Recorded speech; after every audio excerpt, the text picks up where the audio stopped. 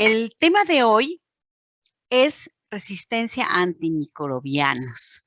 ¿Dónde estamos y qué podemos hacer?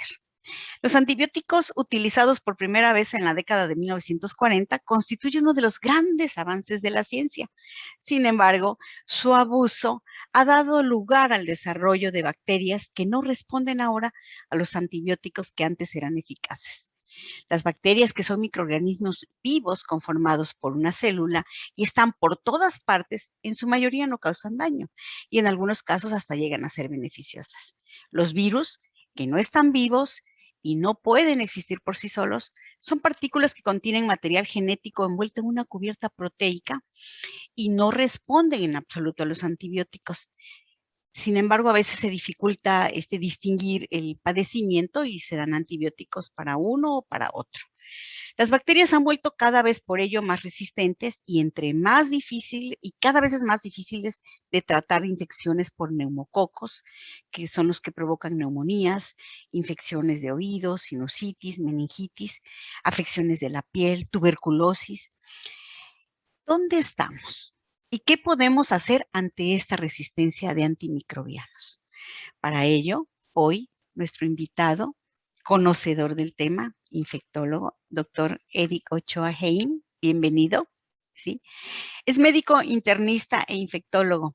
Él nos va a invitar a reflexionar en este interesante tema, ¿sí? Este delicado tema. El doctor está adscrito a la Subdirección de Epidemiología Hospitalaria y Control de Calidad de Atención Médica del Instituto Nacional de Ciencias Médicas y Nutrición, Salvador Subirán.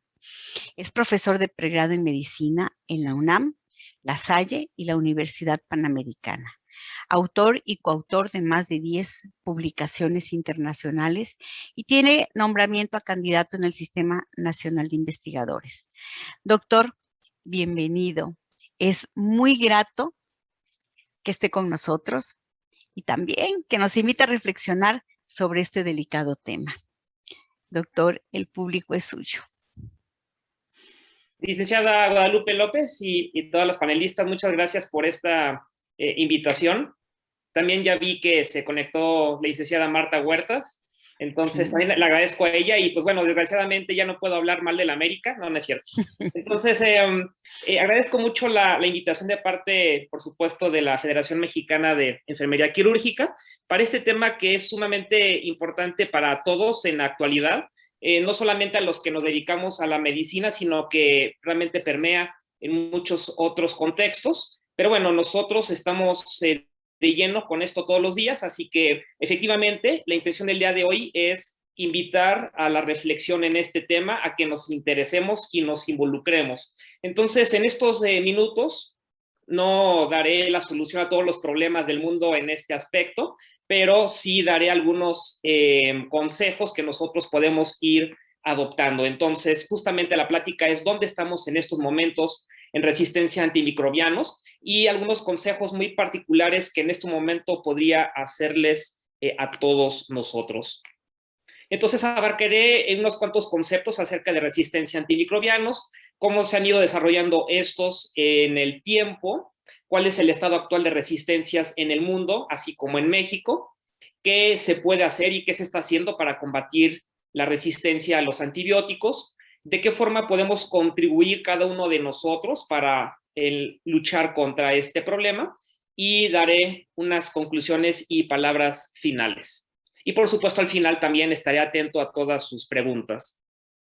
Entonces los objetivos que tengo el día de hoy con todos ustedes es explicar las generalidades de este problema, por supuesto sensibilizarlos y espero que al término de esta plática gane su apoyo para que ustedes planten la semilla de la necesidad de combatir esto en cada uno de sus lugares de trabajo y también en sus comunidades, por supuesto.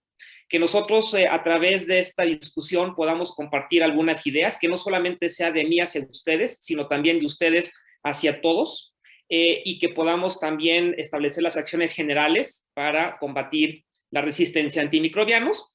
Y de forma muy particular mostraré algunos datos acerca de lo que hemos hecho en el Instituto Nacional de Ciencias Médicas y Nutrición, esperando con esto darles ideas para que ustedes también puedan retroalimentarnos al respecto.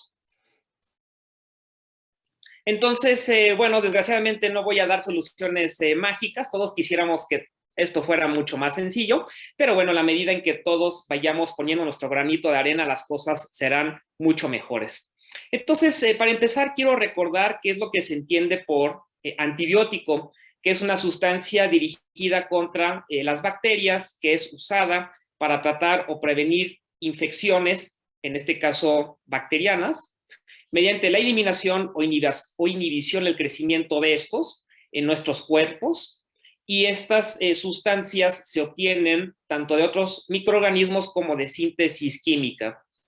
Entonces, quiero hacer énfasis en lo que puse en negritas.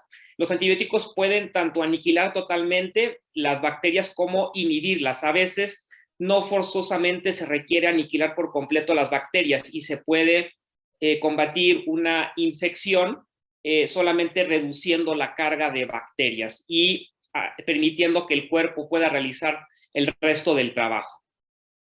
Y también más adelante veremos que estas bacterias no solamente están presentes en nuestro cuerpo, sino que están ubicadas en muchas fuentes naturales y que a través de estas es que nosotros nos podemos contagiar, de tal forma que los antibióticos solamente las utilizamos para eliminar esos microorganismos, esas bacterias indeseadas sobre nuestros cuerpos, pero no hacerlo sobre el resto del mundo, porque en realidad no se podrá eliminar las bacterias del mundo y de hecho tampoco es conveniente hacerlo. Y desgraciadamente por el uso de los antibióticos que hemos estado dando en las últimas décadas, hemos encontrado que poco a poco va contaminando el ambiente y esto no ha sido un buen punto. Así que esta acción tiene que limitarse esencialmente a nuestros cuerpos. La resistencia a los antibióticos, como podrá uno intuir por esta expresión, pues tiene que ver con las barreras que ponen las bacterias para no ser aniquiladas ante la existencia de estos antibióticos en su ambiente. Lo importante que nosotros tenemos que entender es que se trata de un fenómeno natural, aunque no lo creamos. Ya les comenté en la diapositiva previa que en realidad los antibióticos iniciales se descubrieron por fuentes naturales de otros microorganismos. El mejor ejemplo es el de Alexander Fleming, cuando descubrió la penicilina, justamente porque los hongos que crecieron en la placa de Petri lograron inhibir el crecimiento de estafilococos. Entonces, estos hongos y muchos otros microorganismos contienen ya las defensas propias para inhibir o eliminar bacterias presentes en la naturaleza. Así que es un fenómeno natural. Aunque nosotros no sinteticemos antibióticos, en algún momento cuando nosotros logremos sintetizar una molécula que se parezca a algún inhibidor natural, pues va a generar resistencia porque en realidad ya existe en la naturaleza. Así que solamente es cuestión de tiempo y de abuso de antibióticos para que esto se exprese más fuertemente en los seres humanos. Y como les he puesto en esta ilustración, existen diferentes mecanismos por los cuales las bacterias logran burlar el efecto de los antibióticos. Entonces, esta no es una ilustración exhaustiva, solamente les puse los ejemplos más notorios, pero tenemos mecanismos de resistencia por los cuales a través de bombas, cuando el antibiótico logra ingresar a la bacteria, pues la bacteria la expulsa a través de esos canales, ¿no?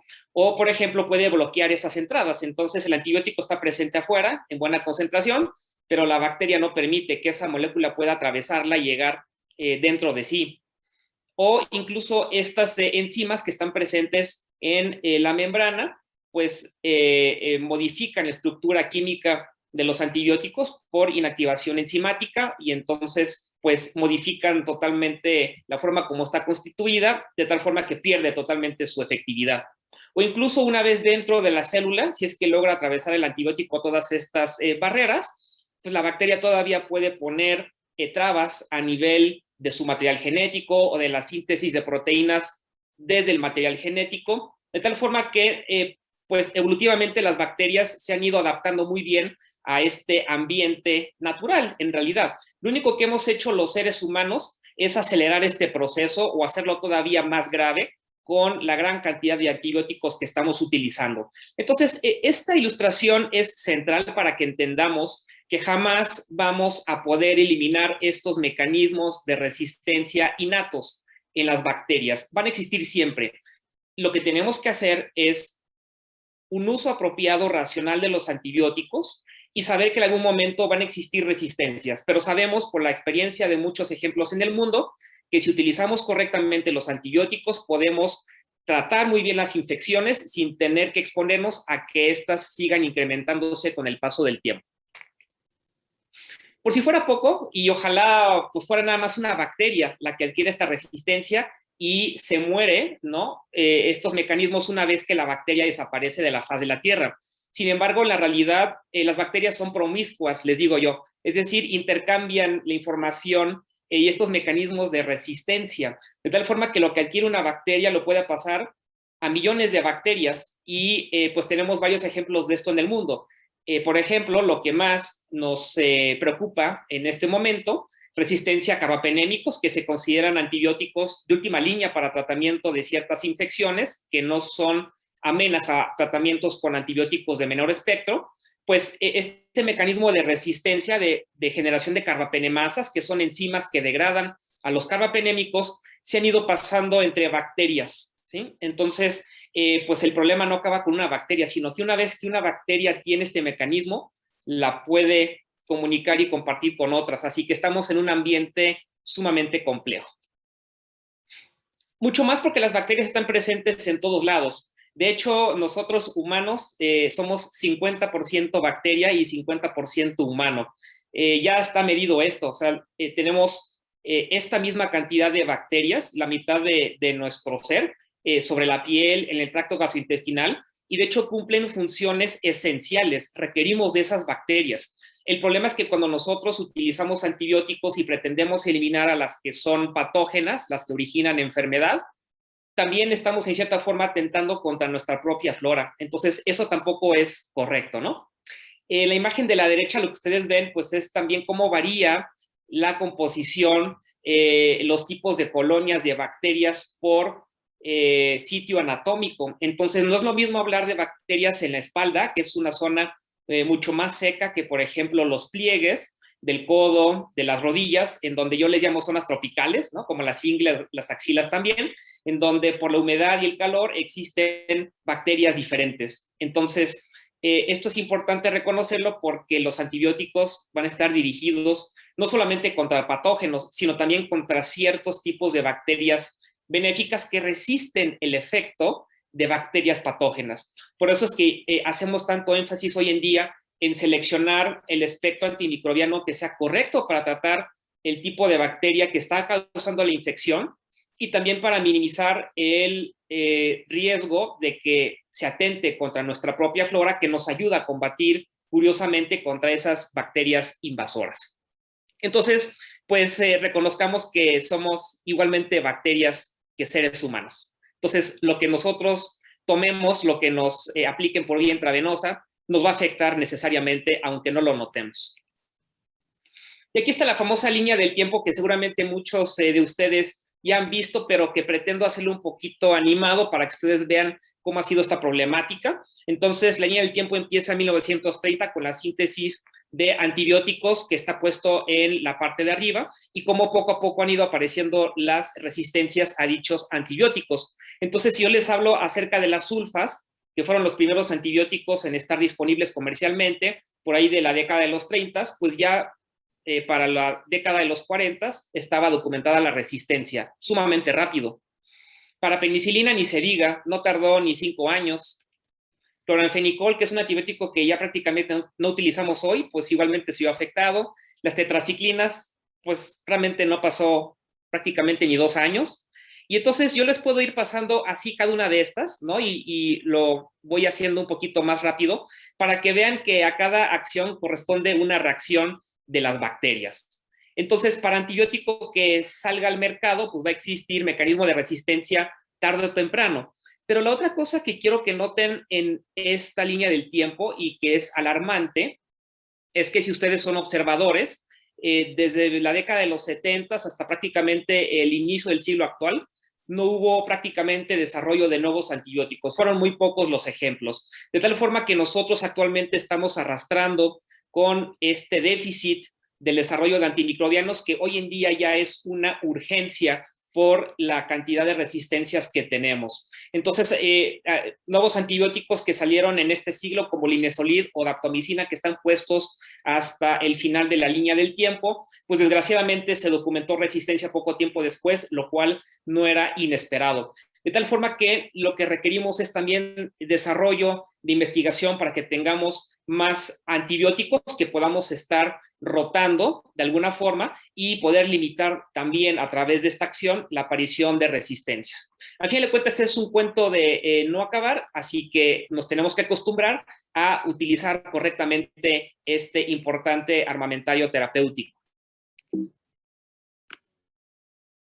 No pretendo que ustedes vean todas las bacterias y antibióticos que están puestos en esta gráfica, que bueno, además de que está chiquito, pues no es la intención de que ustedes analicen punto por punto, más bien lo que quiero que vean es por patrones, cómo tenemos cierto patrón de resistencias en países de ingresos altos, que está puesto a su izquierda, y cómo es este patrón en países de ingresos bajos o medios en los cuales nosotros estaríamos. Nosotros, como México, estamos considerados un país de ingresos medios altos.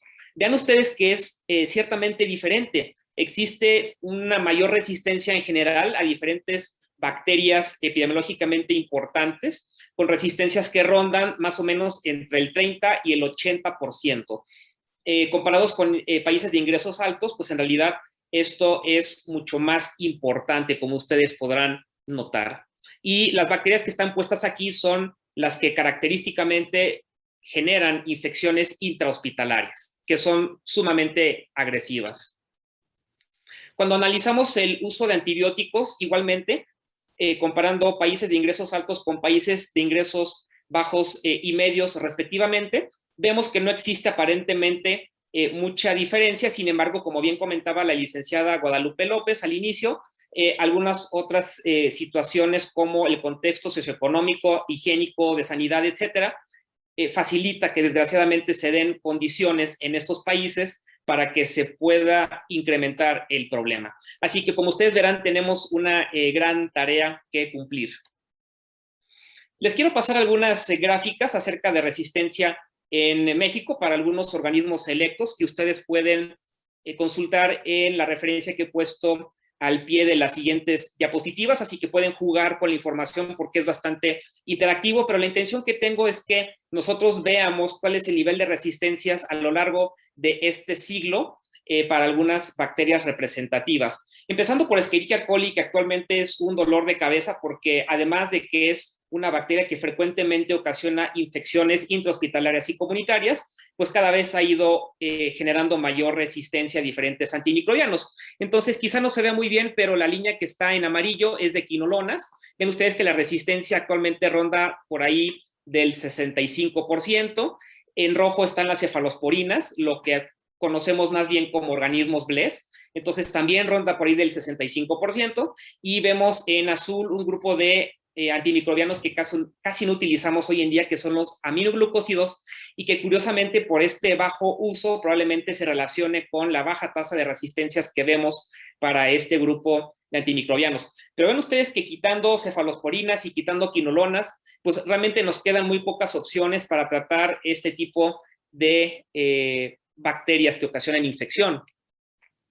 Ya no hablemos de Pseudomonas aeruginosa para cualquier grupo antimicrobiano que nosotros analicemos. Estamos hablando de resistencias que superan el 20%, lo cual quiere decir que la selección empírica de antimicrobianos es bastante complicado, lo cual nos obliga a contar con antibiogramas y en muchas ocasiones solamente tener disponibilidad a medicamentos intravenosos, lo cual obliga a que el paciente esté hospitalizado. Acinetobacter baumannii es todavía más tétrico, como ustedes podrán ver en esta línea del tiempo, incrementándose con el paso de los años las resistencias a los antibióticos que habitualmente utilizamos para tratar infecciones por esta bacteria, de tal forma que ya para 2014 vean ustedes que todos los antibióticos estaban por encima del 80-85% de resistencia. Es decir, ya existen pacientes con infecciones por Acinetobacter baumannii en México que son intratables, así de tétrico el asunto. Se han hecho algunos esfuerzos en México, se ha progresado un poquito en cuanto al mejor uso de antibióticos. Entonces, lo que les presento en esta gráfica, que básicamente abarca los mismos años de las gráficas pasadas, es cómo se ha ido presentando el consumo de antibióticos con el paso de los años, y podamos ver en general en la línea amarilla que para todos los antibióticos ha habido una reducción en general. Sin embargo, lo que nos preocupa es que cada vez tenemos que hacer más uso de antibióticos de amplio espectro, que no está puesto en esta gráfica porque no lo pone así el programa. Sin embargo, sí les puedo comentar que cada vez es más frecuente el uso de antibióticos de amplio espectro en hospitales, lo cual no es un buen punto a pesar de que estamos viendo una reducción en general en el uso de antibióticos. Entonces, excelente primer paso que hemos estado dando este siglo. Sin embargo, tenemos que hacer todavía un mejor esfuerzo en la selección de los antibióticos, lo cual tampoco se podrá hacer a menos que reduzcamos la resistencia en bacterias. Y justamente esta diapositiva es para que nosotros nos ubiquemos en dónde estamos y realmente qué se está haciendo para trabajar en materia de resistencia a antimicrobianos. Este es un reporte reciente que ustedes pueden consultar con la referencia que les he puesto al pie de esta diapositiva, en la cual país por país en el mundo van revisando pues el perfil de cada país y qué se está haciendo para combatir la resistencia. Y pues me da pena presentar esto, pero lo tengo que hacer porque es como están las cosas actualmente aquí.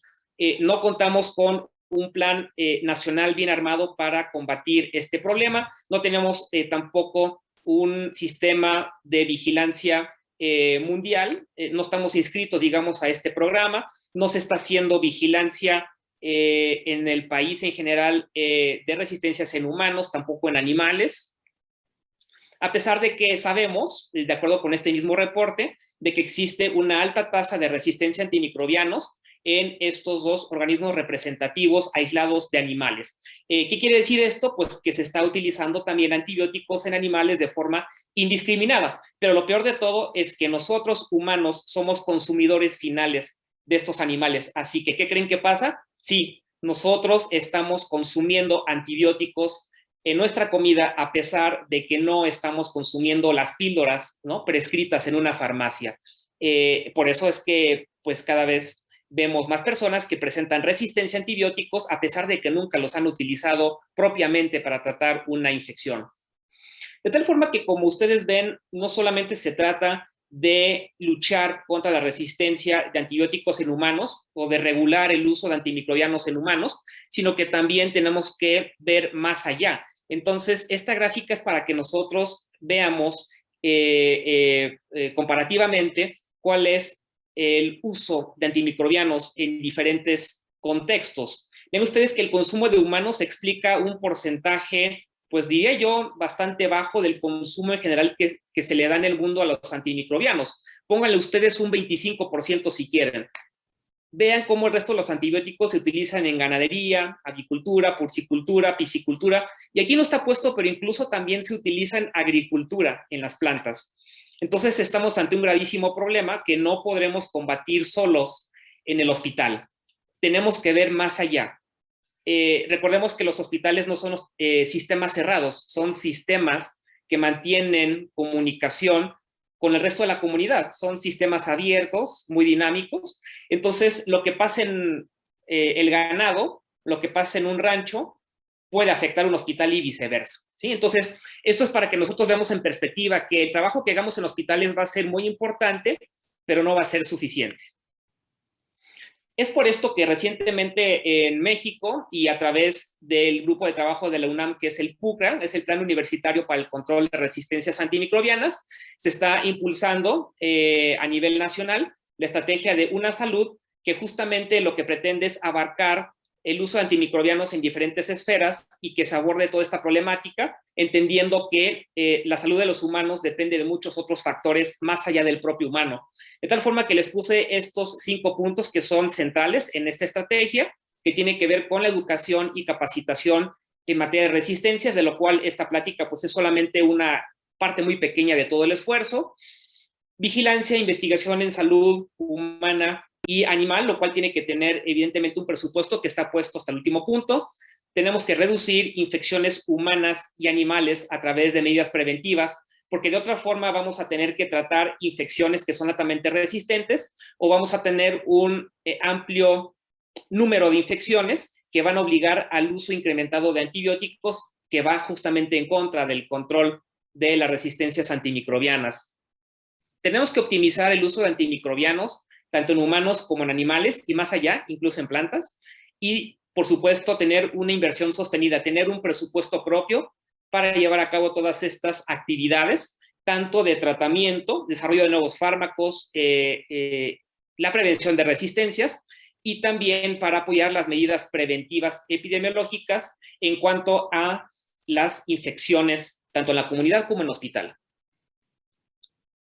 Entonces, quiero darles de aquí en adelante algunas cuantas ideas que todos nosotros podemos ir adoptando poco a poco. No se trata de que nosotros impongamos estas medidas de una vez, de un día a otro, porque lo único que vamos a hacer es abrumar a las personas, a la institución, sino más bien les quiero aportar estas ideas que he ido escuchando a través de otros foros para que nosotros podamos poco a poco tratar de ir implementando estas, ¿no? Entonces, quiero empezar por cómo podemos nosotros combatir la resistencia antimicrobiana si estamos, por ejemplo, en consulta externa, que es una amplísima proporción de consultas que se dan en el país, entendiendo que se da en este ámbito una prescripción excesiva de antibióticos, particularmente porque lo que más atiende son personas que tienen infecciones de tracto respiratorio e infecciones gastrointestinales para las cuales generalmente no se requiere antibiótico. Sabemos también por los testimonios de nuestros colegas que muchos pacientes no terminan su tratamiento. Entonces, ¿qué se hace en la farmacia? Se les da una caja con 28 tabletas, 30 tabletas, 35, se toman 5 o 10, ¿y qué pasa con el resto de las tabletas? Pues no sabemos si se van al mercado negro, si el paciente se las regala a otra persona que no tiene indicación de prescripción, o si simplemente se van al drenaje, ¿verdad? Porque tampoco tenemos un plan nacional para, pues, tratar dar disposición final a estos químicos.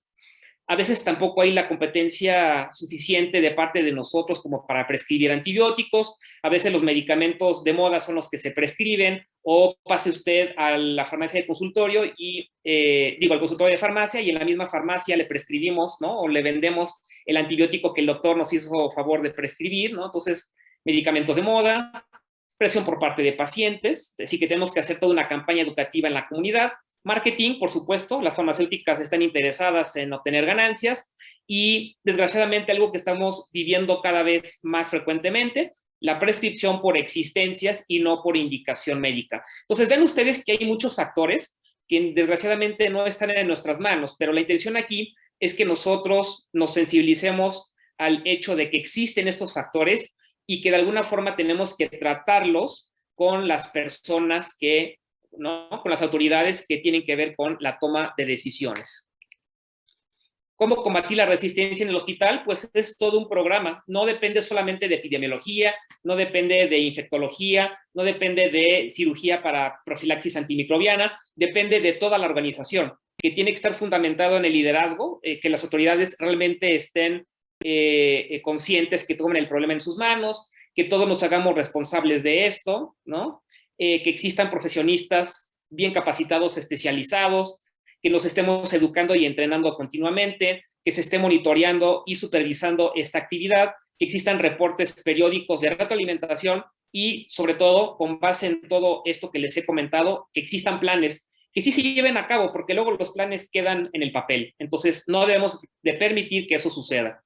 Y toda esta acción es lo que nosotros en general conocemos como stewardship, o mejor conocido en español como el programa de optimización de antimicrobianos hospitalario. Entonces, si ustedes no tienen esto en sus hospitales, no es algo que vaya a surgir por generación espontánea de la noche a la mañana. Tienen que trabajar sobre esto continuamente e ir integrando su equipo, de tal forma que tienen que hacer su plan para años, ¿de acuerdo? Quiero presentarles algo de lo que se ha trabajado en el instituto y me remito a datos que recabé cuando estaba haciendo mi tesis de residente, así que no me calculen los años, por favor. Pero, pues, me pareció sumamente interesante. Formó parte de un proyecto más amplio, así que, en realidad, no fui yo el único encargado de esto. Fuimos al menos 2 o 3 generaciones, en las cuales se lanzó una campaña en el hospital con todos los residentes y adscritos para que se hiciera una mejor prescripción de los antibióticos en los pacientes hospitalizados. Así que los resultados que estoy presentando son básicamente del segundo o tercer año de que este plan estuvo en marcha en el instituto, que abarca 2011 a 2013. Lo que hicimos esencialmente en la primera intervención, que fue en septiembre 2011, fue invitar a todo el instituto a una serie de pláticas en auditorio para que conocieran qué iba a consistir el programa y solicitar su apoyo. Además, se colgaron pósters en muchos lugares del hospital, particularmente en oficinas de médicos, para que conocieran los pasos que uno tenía que seguir para poder hacer una mejor prescripción de antibióticos, que iba desde un diagnóstico correcto hasta la suspensión oportuna de antibióticos o cambio de antibióticos en pacientes en quienes se podía realizar esta actividad. Dimos un tiempo para evaluar esta primera intervención y después de esto vino una segunda intervención que fue a mediados del año 2012, en la cual esencialmente se bajó un poquito el ritmo a la educación de los trabajadores y se mantuvieron solamente los pósters, esto en un intento de ver si se podía mantener a largo plazo el apego a pesar de que ya no existían estas campañas educativas. Y ustedes podrán percatarse que en realidad lo que mejoró sustancialmente el apego a la mejor prescripción de antibióticos fue la educación, justamente, que uno estuviera pegado a los prescriptores, que uno estuviera asesorándolos cara a cara para que se hiciera una mejor prescripción. Y esto fue tarea, en realidad, del Departamento de Infectología, mucho a través de sus residentes.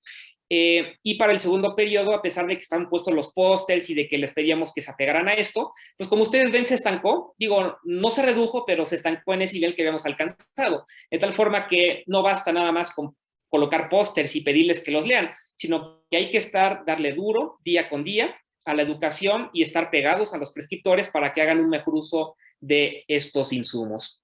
En la gráfica de la derecha lo que les he puesto es cómo se comportó el apego a cada medida de este algoritmo de prescripción de antibióticos de acuerdo con su componente. Entonces se mejoró la solicitud de procalcitonina y de antígenos urinarios, que son estudios diagnósticos particulares para pacientes con neumonía.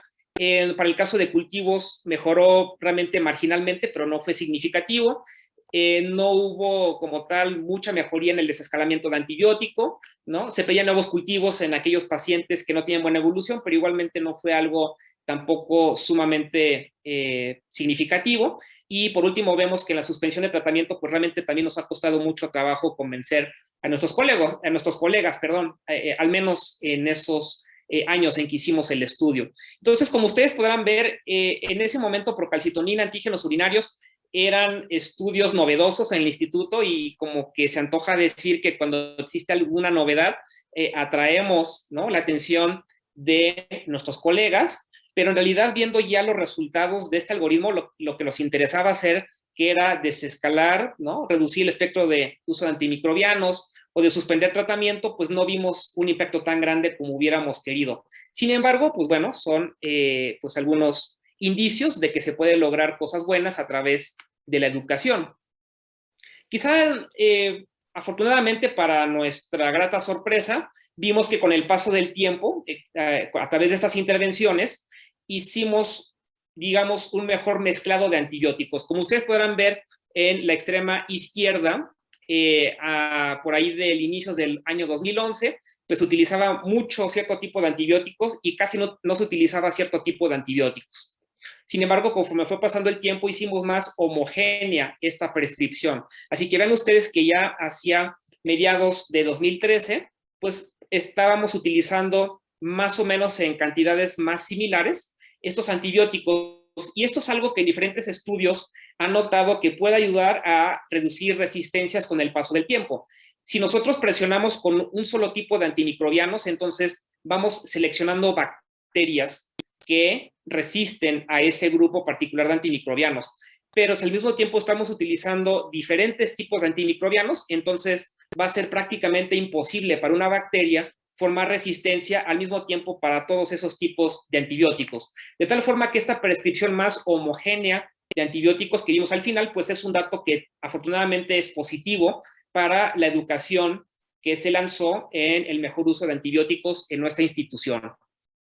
En resistencias, que es la gráfica que les puse a la derecha, desgraciadamente no vimos el impacto que nosotros hubiéramos deseado ver. De hecho, la resistencia para Escherichia coli, en este caso BLE, incrementó con el paso del tiempo. Sin embargo, y esto ya es por estudios más recientes que hemos venido haciendo en el instituto, más bien todo parece indicar que estas resistencias vienen de fuera y por nuestras malas prácticas de higiene las propagamos en el hospital. O sea, no es tanto que nosotros hagamos un uso sumamente incorrecto de antibióticos en el hospital, sino que más bien recibimos a pacientes de fuera que por algún motivo ya traen antibióticos. En el instituto les seguimos prescribiendo antibióticos, seguimos seleccionando bacterias resistentes y por las malas prácticas de higiene permitimos que éstas se propaguen y que de repente otros pacientes que no estaban colonizados o infectados por estas bacterias salgan a su comunidad y nuevamente la propaguen, ¿sí? Entonces, lo que nos dijo esta gráfica es que somos un sistema abierto y que por mucho esfuerzo que hiciéramos en el hospital, pues pensamos que no vamos a ver gran impacto en las resistencias. Tenemos que trabajar más allá del hospital.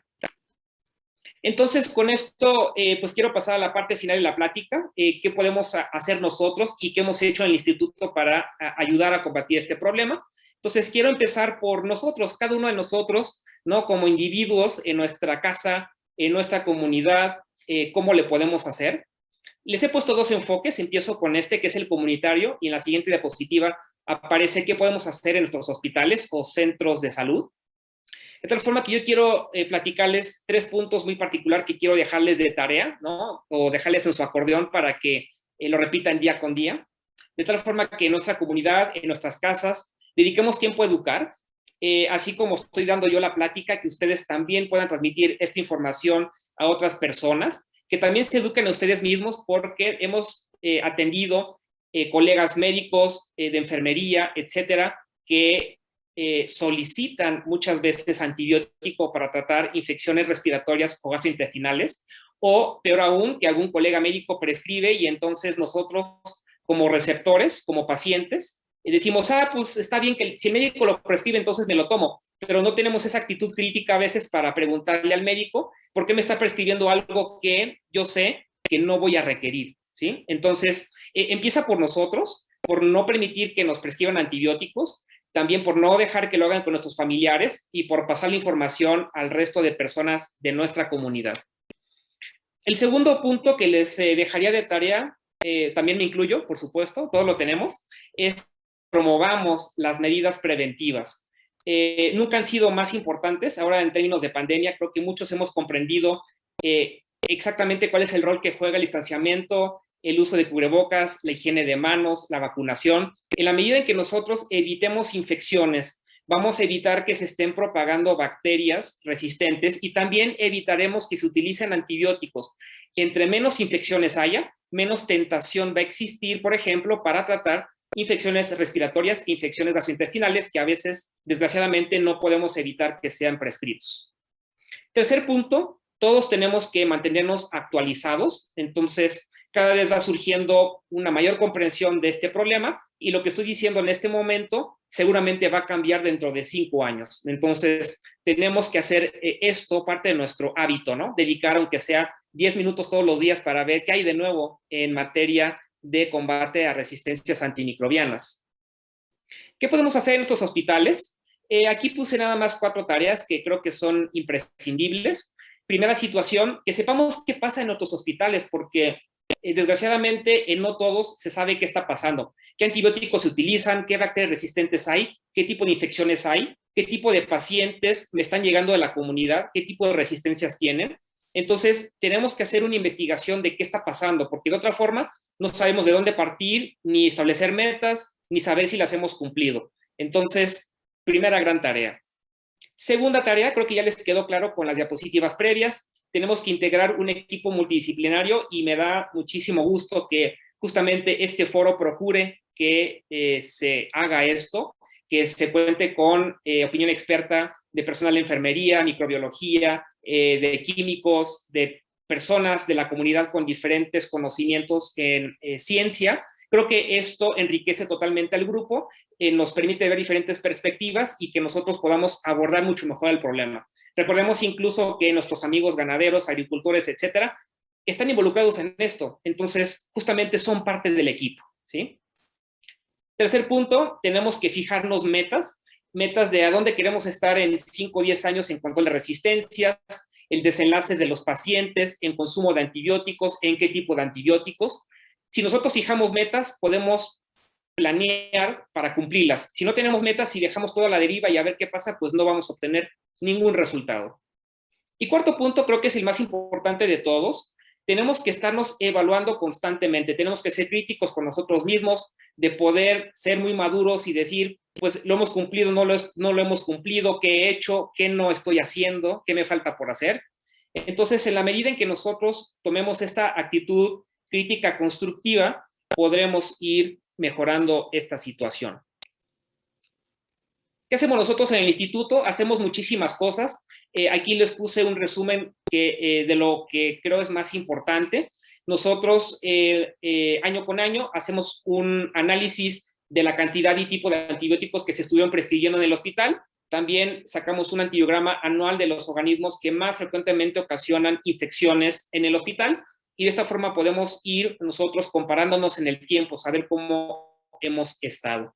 Tenemos juntas semanales entre diferentes áreas, tanto operativas como directivas, en las cuales hacemos una auditoría de cómo se están prescribiendo los antibióticos, y esta es una forma en la cual tratamos de convencer a nuestros colegas de que piensen mejor acerca de lo que están haciendo, de que ellos puedan consultar con algún otro experto acerca de si existe alguna alternativa en el tratamiento de su paciente.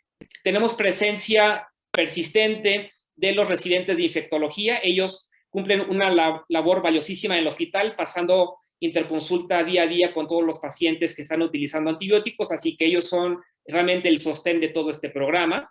Tenemos revisión por expertos, los adscritos, los directores que implementan algunas políticas. Hacemos preautorización selecta de algunas prescripciones, es decir, algunos antibióticos los tenemos controlados, solamente pueden ser prescritos por el Departamento de Infectología. Tenemos vigilancia epidemiológica activa y lo digo no porque estén presentes Marta o Anabel, que son quienes vi al principio que se conectaron. Realmente digo que su labor es incansable, mi gran respeto para ellas y para todas las enfermeras, enfermeros que se dedican a esta labor, porque además de que reciban los tomatazos y se mantienen estoicos, pues realmente dan resultados, ¿no? Creo que gran parte del éxito de estos programas de control de antibióticos se debe justamente a esta tarea para evitar que se presenten infecciones, ¿no? Entonces, se llevan a veces mentadas de madre en el camino, pero son lo suficientemente maduros como para entender que esta es la labor que cumplen.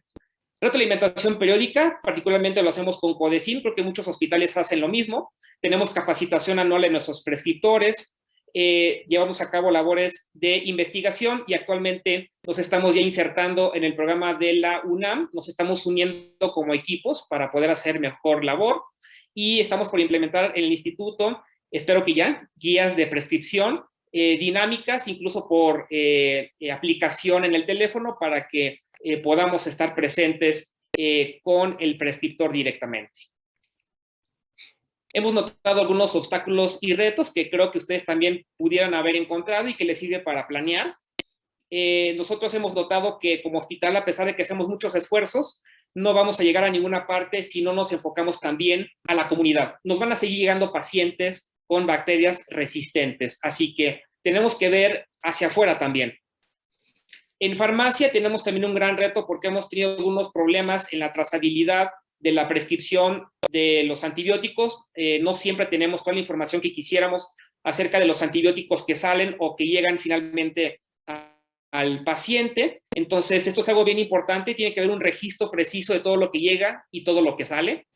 A nuestro personal se le da libertad de prescripción, lo cual no es que sea malo, pero eso permite que el control no sea tan estricto como quisiéramos. Y a veces, pues, se dan prescripciones que un especialista en infectología no admitiría. Y desgraciadamente también hemos visto falta de apego a algunas medidas preventivas que pueden explicar por qué de repente se propagan ciertos tipos de bacterias.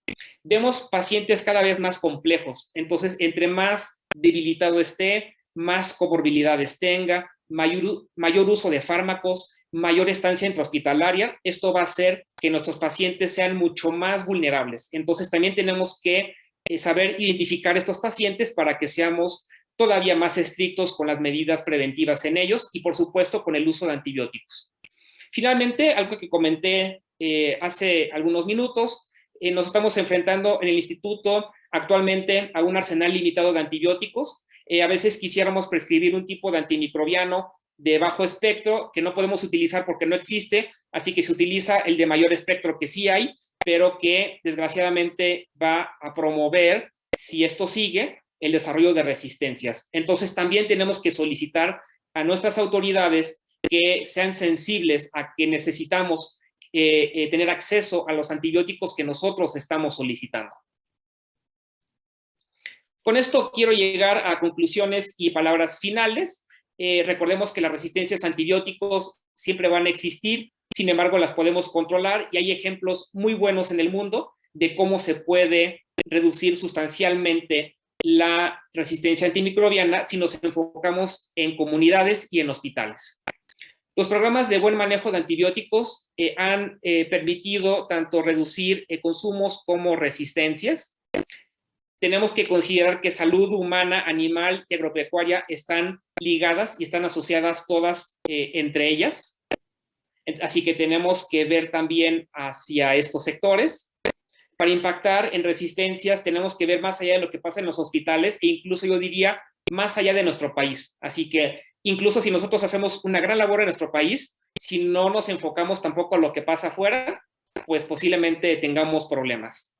Y por último, y aquí Marta Huertas creo que me va a poner una palomita después de lo que dije de las Águilas del América, es que necesitamos educar y seguir educando siempre, ¿sí? No existe otra forma en la cual podamos convencer a los prescriptores para que hagan un correcto uso de antimicrobianos. Y aunque ustedes, porque creo que el grupo mayoritario, el grupo de hoy es enfermería, a pesar de que enfermería no haga la prescripción directa de los antibióticos, creo que sí juegan un papel fundamental porque ustedes también son parte del equipo que aplica estos antibióticos a los pacientes y de repente si nos dejamos llevar por la corriente y decir, pues es que el doctor o la doctora dijo que siga, pues yo sigo, ¿no? Yo nada más me llevo la orden y la aplico, pues tampoco vamos a poder mejorar. Ustedes también cumplen un rol bien importante, es un rol crítico de duda, ¿no? De plantar la duda en el doctor, en el prescriptor, de tal forma que ustedes también pueden decir, ¿sabe qué, doctor o doctora? Pues llevamos 5 o 7 días, ¿qué sentido tiene si el paciente está bien? ¿Qué sentido tiene si el diagnóstico no es el correcto, ¿no? Entonces, el que ustedes cumplan esa labor, pues creo que también es bastante necesario.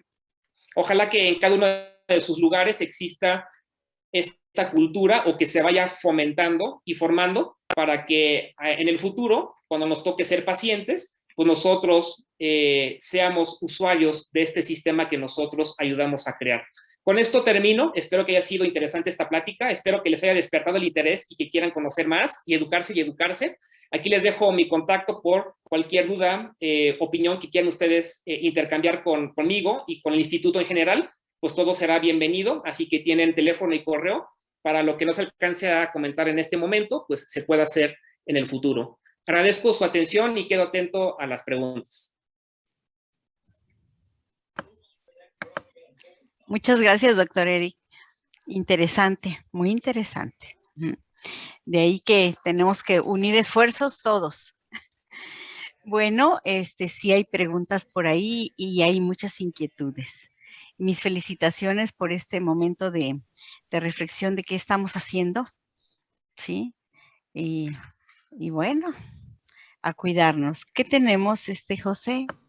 Isa. Sí, buenas noches, doctor Eric. Excelente ponencia, muy buenos comentarios acerca de la exposición de su tema. Y bueno, un saludo a Paraguay que hace presencia por acá.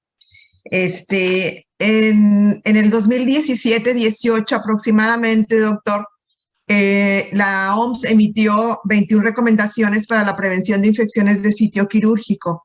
Y dentro de esas recomendaciones, ellos hacen mucho énfasis en la profilaxis antibiótica. Más sin embargo, dicen que no se extienda al finalizar la cirugía. O sea, sí a la profilaxis antibiótica durante el acto quirúrgico, más no a la extensión.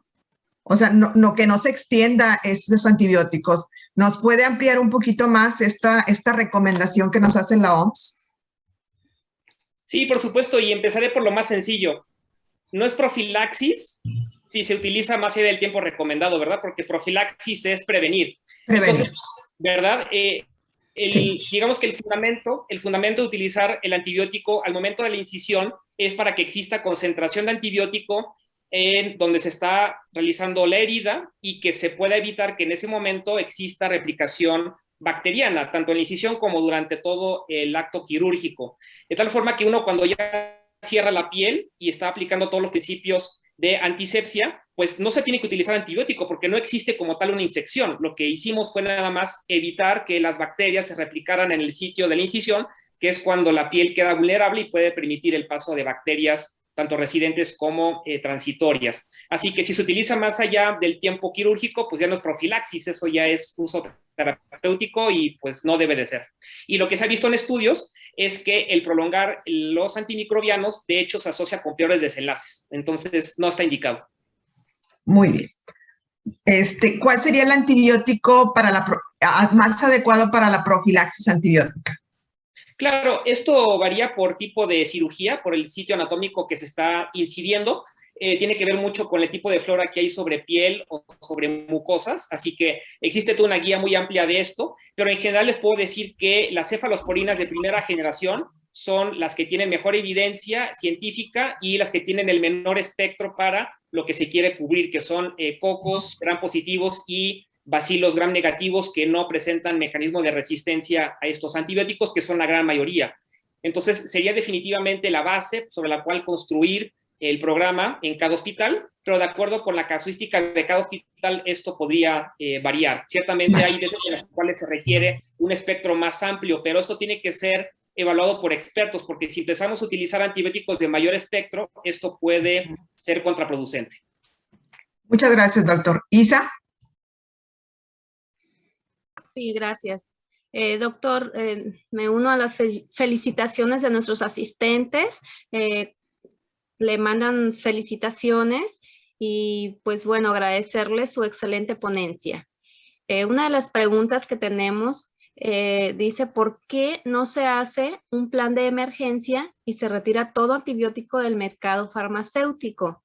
Esto podría ser administrados y o proporcionados únicamente en el ámbito hospitalario. Pues me encantaría, pero nos van a colgar a todos, ¿no? Entonces, no podemos hacer esto porque los pacientes siempre van a tener infecciones, esto nunca se va a acabar.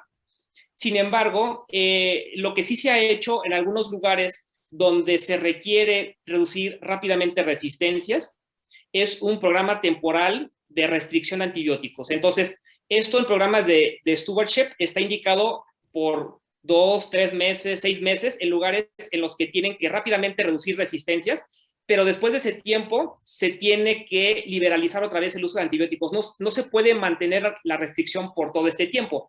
Más bien, la restricción tiene que estar en lugar en tanto se van haciendo esfuerzos para hacer un mejor uso, o sea, que la persona pueda utilizar antibióticos, pero de forma más juiciosa. Entonces, más bien se trata de capacitar. Capacitar y educar es lo que da mejores resultados a la larga. La restricción nada más tiene que utilizarse por periodos cortos.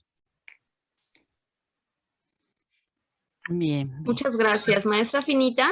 Sí, María del Carmen nos pregunta, dice, felicidades por el tema, esperando se repita más adelante este tema, pero más a profundidad.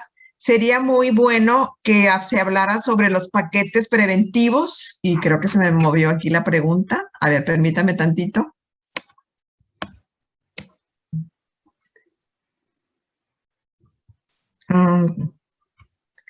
Que se hablara sobre los paquetes preventivos, y hasta ahí me quedé. Ok, sí, con todo gusto lo podemos hacer en otra ocasión, e incluso, ¿por qué no? Invito, ya la voy a señalar, a la licenciada Marta Huertas, porque ella también es experta en este tema, entonces podemos hacer un dúo, ¿no? Con todo gusto. Ok, sí. Y, bueno, ok, hasta ahí me quedo. Gracias, Isa. Gracias, maestra Finita. Hay otra pregunta de Lucero Basilio, que dice, ¿administrar los antibióticos antes o después de la hora puede hacer resistencia? Es una muy buena pregunta. No tengo datos al respecto. Lo que sí puedo comentar, como ya les había dicho, es que comparando pacientes que utilizaron antibióticos por más de 24 horas, incluso hasta por 5 días, comparado con quien lo hizo solamente durante el acto quirúrgico, se ha visto que quien utiliza más los antibióticos tiene peores desenlaces en cuanto a la herida quirúrgica. En resistencias, no sé si existe algún dato, ahí sí honestamente les quedo a deber, pero lo que sí puede suceder si utilizamos antibióticos cuando no están indicados es que la flora de ese paciente empieza a generar resistencia en alguno de sus miembros y que esto a la postre pueda generar una infección con bacterias resistentes o que pueda transmitirla a otras personas. Entonces, teóricamente sí tiene el potencial de llevar a peores desenlaces. Pero bueno, esa pregunta la quedo a deber. Gracias, muy amable. Sí. Maestra Finita. Sí, doctor, dicen, ¿qué tan cierto es que el uso prolongado de cubrebocas nos hace susceptible a diversas bacterias con las que regularmente convivimos? Es una muy buena pregunta para la cual creo que no existe todavía respuesta. Estoy de acuerdo en que si nosotros utilizamos de forma prolongada, repetitiva, un cubrebocas al cual no se le da el procesamiento adecuado, pues sí se puede ir contaminando y potencialmente también hacerlo con nuestra cara. Sin embargo, si nosotros estamos en buen estado inmunológico, no tenemos lesiones, pues no damos lugar a que esa bacteria pueda causarnos infección. Entonces, una cosa es que nos pudiera colonizar, lo cual sí puede ocurrir. La otra es que nos pudiera infectar, cosa que no se ha visto. Entonces, yo lo que recomiendo es que nos apeguemos a las guías que han emitido diferentes organizaciones nacionales e internacionales. Los cubrebocas tienen un tiempo de vida limitado que tenemos que respetar y siempre y cuando se mantenga esa norma, entonces estaremos seguros. Yo sé que ha habido la instrucción en ciertos lugares por la escasez del producto de que se porte por tiempos prolongados, pero siempre y cuando nos apeguemos a esa norma, no existirá mayor riesgo para nosotros. Doctor, de Ricardo Alan García, le pregunta que sí, ¿qué opina sobre el uso indiscriminado de antibióticos por parte del sector privado para la mejora rápida de pacientes y en pacientes pediátricos? Él mismo pregunta. Sí, es una buena pregunta.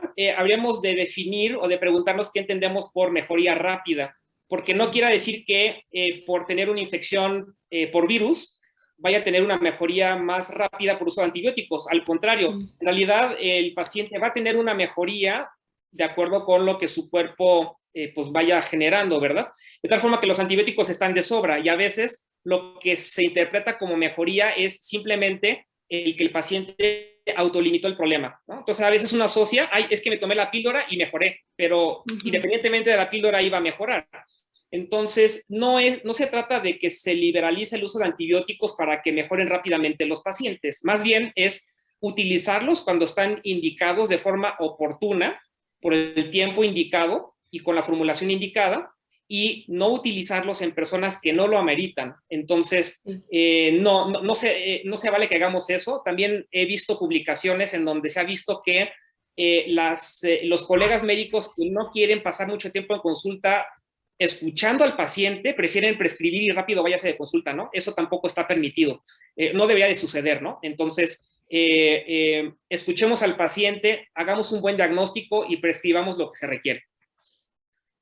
Gracias. Maestra Finita. Sí, nos pregunta María del Pilar ¿qué Acitenobacter, Baumani. ¿Qué antibiótico usan ustedes en su hospital? Acinetobacter. Acinetobacter baumani. Así es. Perdón. Para Acinetobacter le decimos Acecinobacter, ¿no? Ya sé que es un trabalenguas. Entonces, para Acinetobacter, lo que más utilizamos son carbapenémicos, pero lo tenemos que ajustar a cada paciente. Lo hacemos ya de forma dirigida con antibiograma, porque cada aislamiento que nosotros tenemos es diferente. Han habido incluso Acinetobacter que han sido resistentes a carbapenémicos. Y también sucede que el uso de carbapenémicos presiona para que aparezcan cepas resistentes a estos antibióticos. Eso nos ha pasado en el instituto anteriormente. Entonces, más bien esperamos al antibiograma para poder ajustar. Entonces, no hay una regla general que yo pudiera dar para esto. Gracias, doctor. Es mi última participación. Doctor, en algunas ocasiones, al momento de preguntarle al médico tratante que en el área de cuidados preoperatorios, en relación al antibiótico profiláctico, le preguntamos al médico tratante qué antibiótico elige o indica para su paciente cuando no tiene dicha indicación, y nos dicen cefo lo que tengas. Entonces, o en relación a los cuidados, en la sala propia, en los cuidados transoperatorios, vemos que que hay alguna omisión de algo del uso correcto, por ejemplo, de cubrebocas, y los invitamos a que les corrijan esa medida preventiva, y siempre es la misma respuesta: hija, no hay nada que no se corrija con un cefo, lo que haya, ¿no? Lo que tengas. ¿Qué consejo nos da para mediar y no caer en ese juego pues, con falta de respeto hacia el paciente, ¿no? Sí, gracias por la pregunta, es bastante delicado. Yo también me he enfrentado a ese tipo de comportamientos, así que básicamente es una cuestión de modificar comportamientos, es bastante complicado. Yo lo que he tratado de hacer para convencer a mis colegas cirujanos, en este caso, de que hagan las cosas seriamente, es decirles, a ver, yo realmente admiro lo que tú haces, cirugías de 12, 14 horas, trasplantes de un día, ¿no? Y no duermes y no vas al baño y no comes y mis respetos, ¿no? Ahora, ¿qué pasaría si tu paciente, después de esas 36 horas de cirugía, adquiere una bacteria por tus cuidados inapropiados o porque otros interconsultantes no dieron el cuidado que requería tu paciente? Entonces, tu paciente va a tener un pésimo desenlace o incluso se va a morir a pesar de que tú te mataste y te esforzaste por una cirugía de alto grado de complejidad que duró horas. Entonces, lo que yo les digo es, no eches a perder una cirugía de 36 horas por una omisión de 10 segundos. Y esto, parte de la planeación de los antibióticos, se da desde antes de quirófano. Nosotros en nutrición sí hemos atendido estos problemas, nos ocurren, pero la forma como hemos tratado de contener es que desde antes de que el paciente baje a quirófano ya esté indicada la prescripción, ya se sepa qué se va a hacer, de tal forma que esté recibiendo el antibiótico antes de que ocurra la incisión y no por improvisación. Esto requiere un cambio de la política protocolo, ¿verdad? Se requiere de un plan en el cual todos acepten este algoritmo. Hagan de cuenta que es como si fuera un checklist de que si no se va cumpliendo en tiempo y forma cada una de las indicaciones, ese paciente no va a la plancha. Entonces, yo creo que tendría que existir esa cultura que viene desde arriba, desde las autoridades. Sí, muchas gracias, doctor. Pues fue mi última participación. Muchísimas gracias, un gusto conocerlo. Un tema muy, muy importante en nuestra área, pues, del quirófano también. Y cedo la palabra, el micrófono, a la maestra Josefina o a la maestra Lupita. Por aquí hay unos pendientitos. ¿Tienes, José? Adelante. no, Bueno, pregunta María del Carmen Álvarez, que yo creo que es para varias personas. ¿Qué pasa con los sobrantes de antibióticos? ¿Qué debe hacerse con ellos? Sí, yo también me pregunto exactamente lo mismo. Tendría que haber, yo esto lo consulté, no les voy a mentir, hace como 15 años. Tuve la curiosidad de saber qué se estaba haciendo a nivel nacional para manejar esto y la respuesta fue nulo, ¿sí? Entonces, tendríamos que tener un plan para mitigación ambiental y eso va incluso para el agua. O sea, para el agua no estamos haciendo tampoco gran cosa. Entonces, si para el agua no lo hacemos, mucho menos para los químicos, desgraciadamente. Entonces, sí, me parece excelente, es una excelentísima pregunta. Yo creo que desde esta misma organización se puede impulsar que se crean políticas para disposición final de químicos, no solamente de quimioterápicos, que creo que es lo que más se hace, sino que también se extienda a muchos otros fármacos. ¿No se maneja como RPBI, doctor? ¿Es un RPBI? Pues debería de ser, pero en la realidad no se maneja así. En la realidad es exactamente. Sí, bueno. Los gérmenes mutan. ¿Cómo influye el uso del antibiótico? Bien, en palabras sencillas, lo que hace el antibiótico es crear un ambiente en el cual las bacterias que son naturalmente resistentes o que adquirieron el mecanismo de resistencia van a subsistir. Entonces, si yo les digo en un ejemplo de 100 bacterias, ¿sí? Tenemos 100 bacterias y están en un ambiente con meropenem, va a haber quizá una o dos bacterias que naturalmente o por otra bacteria adquirieron el mecanismo de resistencia. Entonces, el meropenem erradica las 98 bacterias susceptibles, pero permite que las otras dos subsistan. Y si se sigue dando este ambiente, esas dos bacterias van a reproducirse y a la larga van a crear toda una población que es resistente a carbapenémico. Entonces, esto sucede en la realidad con todo tipo de bacterias. Como ya les comentaba, las resistencias ya existen. Nosotros vamos a empujar para que las bacterias sensibles desaparezcan y las resistentes persistan. Es lo que sucede con el Acinetobacter baumannii. Así porque realmente este Acinetobacter era muy común en el ambiente hospitalario y no causaba daño en sus inicios, según su historia, ¿no? Y de repente ahora causa la muerte por tanta resistencia que tiene. Hay pacientes que fallecen por esta bacteria. Pues algo similar con COVID, ahora que está de moda, ¿no? Entonces, el SARS coronavirus 2 original fue mutando y ahorita, en estos momentos, la variante Delta es la que se ha adaptado mejor. Entonces, pues en tanto puede adaptarse bien a estos humanos que están vacunados y causarles infección, pues va a seguir predominando Delta, ¿no? Y lo mismo con Acinetobacter baumannii. Si les ponemos antibiótico, pues va a haber bacterias de Acinetobacter que resistan y pues van a seguir replicándose y van a vivir en ese medio de carbapenémicos, ¿no? Ese medio hostil. Entonces, todos los microorganismos se van adaptando. Nosotros como seres humanos nos vamos adaptando al cambio climático, a la contaminación, ¿no? Entonces, pues es lo mismo, es evolución, pues así como lo estoy platicando, ¿no? Bueno, y como nos dijo en un principio, también somos bacterias. Así es. Sí, es la otra reflexión que tenemos que hacer, ¿sí? ¿Hasta dónde y cómo debemos cuidarnos?